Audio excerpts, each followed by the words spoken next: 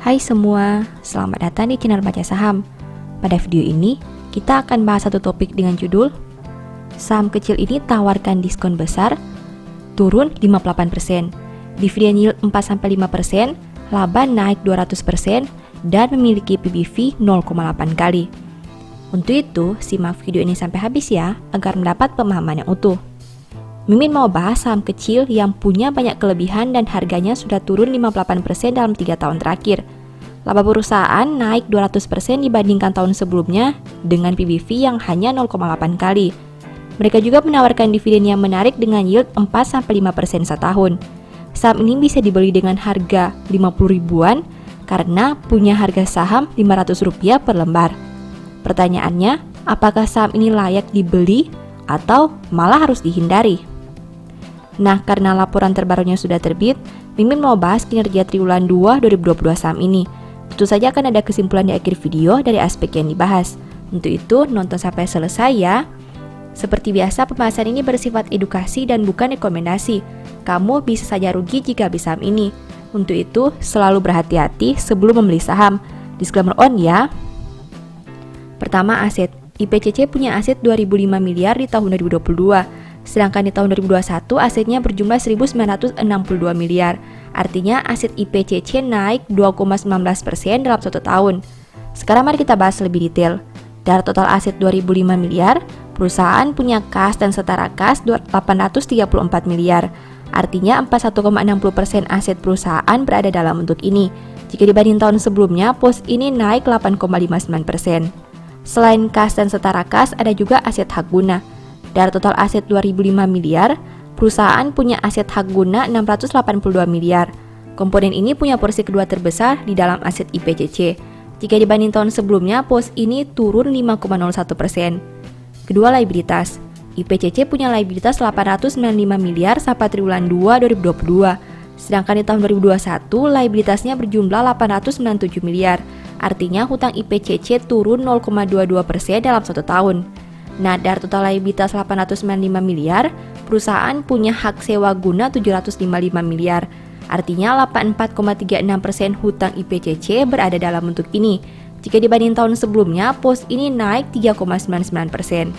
Selain hak sewa guna, ada juga beban akrual.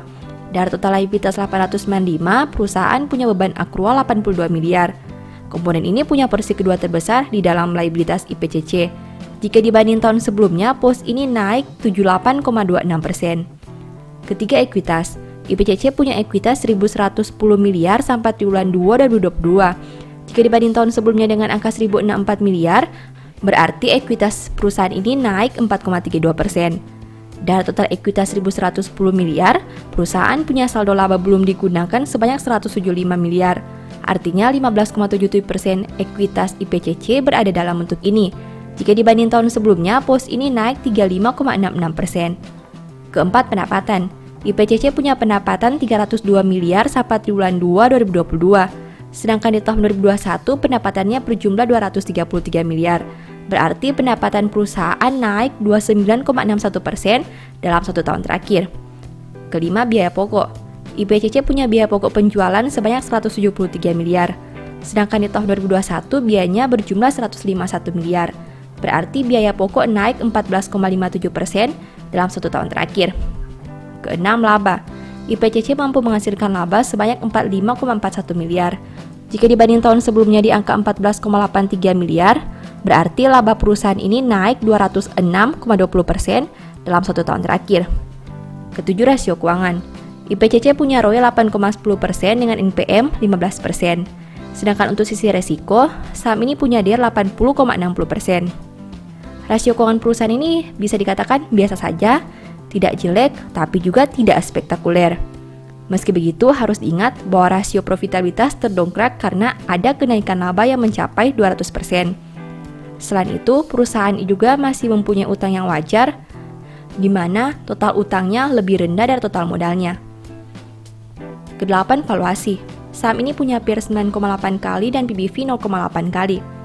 Valuasi saham IPCC masih cukup menarik meski tidak lagi murah.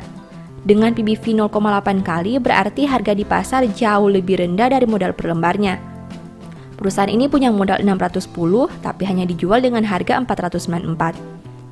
Setelah melihat pembahasan tadi, ini kesimpulannya. 1. Kenaikan saldo kas berdampak pada peningkatan total aset. 2. Penurunan utang usaha berdampak pada berkurangnya total liabilitas. 3. Ekuitas naik karena saldo laba yang bertambah. 4. Laba bisa tumbuh 200% karena pendapatannya naik lebih besar dibandingkan biaya pokok. 5. Rasio keuangan biasa saja. 6. Valuasi masih menarik meski tidak bisa dikatakan murah. Demikian analisis singkat saham IPCC berdasarkan laporan keuangan triwulan 2 2022. Selalu ingat bahwa pembahasan ini hanya dari sudut pandang pribadi. Tidak ada jaminan pasti profit dan mungkin saja kamu bisa rugi jika beli saham ini. Sebagai informasi, di tahun 2022, Mimin menulis ebook baru dengan judul Cara Cepat Analisa Laporan Keuangan. Ebook ini ditulis karena Mimin lihat banyak pemula yang masih bingung dengan cara menganalisa laporan keuangan. Kalaupun bisa analisa, biasanya menghabiskan banyak waktu karena harus membaca laporan keuangan yang sangat tebal. Dengan terbitnya ebook ini, diharapkan kamu bisa menganalisa laporan keuangan secara mandiri dan tentunya tidak membuang banyak waktu. Banyak tips dan trik yang bisa digunakan sehingga kamu tidak perlu membaca angka satu persatu. Mimin juga memberi bonus file Excel secara gratis yang berguna untuk melakukan screening laporan keuangan otomatis. Kamu hanya perlu mengisi data keuangan dan formula Excel akan menganalisa secara otomatis serta memberi saran apakah laporan keuangan tersebut baik atau kurang baik. Apabila tertarik membeli ebook ini, silakan chat WA ke nomor yang tercantum ya. Demikian informasi pada video ini, semoga bisa memberi manfaat kepada kamu semua ya. Oh iya, saya mau menyampaikan bahwa sekarang Baca Saham punya 3 ebook tentang saham yang mungkin saja bisa berguna bagi kamu, yaitu Strategi Nabung Saham, Analysis Report, dan The Stock Market. Berikut perbedaan antara 3 ebook tersebut. Ebook Strategi Nabung Saham berfokus pada pembahasan teknik, money management, dan semua hal yang berhubungan dengan nabung saham. Poin intinya bisa dilihat pada tampilan berikut ini. Ebook Analysis Report berfokus pada hasil analisa fundamental 12 saham pilihan berdasarkan laporan keuangan terbaru.